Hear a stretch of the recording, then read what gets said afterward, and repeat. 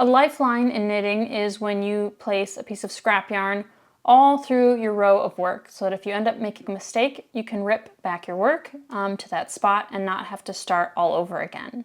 I am making a series about how to insert lifelines after the fact if you didn't set any up, but if you're working on something complicated like a pattern with a bunch of cables, then putting in lifelines as you go is a good idea. So here I'm working on a piece of fisherman's rib, which can be tricky to insert a lifeline after the fact, so I'm going to do one right now. I'm going to use a contrasting piece of yarn. It's not a big deal to use the same color you're working with, but just make sure you aren't choosing anything that's bulkier than the yarn that you're knitting with, especially if you're placing your lifelines close together.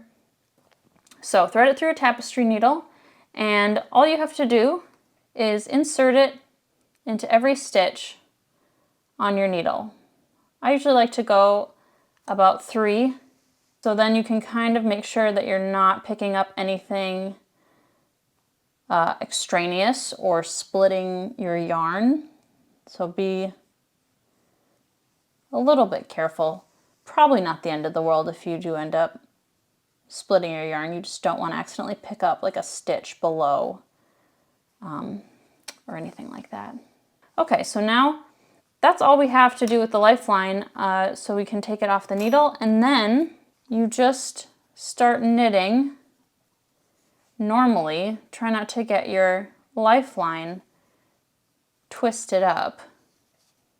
Try keeping the yarn kind of where it's laying, maybe more towards the back is what I would say. Try best not to split the lifeline yarn with your needle on this row. Decide how often you want to place these. Your choice will depend on how tricky your pattern is and how big it is, like how many stitches you have. So if you have hundreds and hundreds of stitches on your needle, maybe you place the lifeline more often than if you have something that's only like 20 stitches long. Okay, so I've just knit 2 more rows, so say I just screwed up on this row, which I actually did, to be honest, but now all we have to do is take out our needle and rip back, and the yarn should stop, and we can just put everything back on our needle.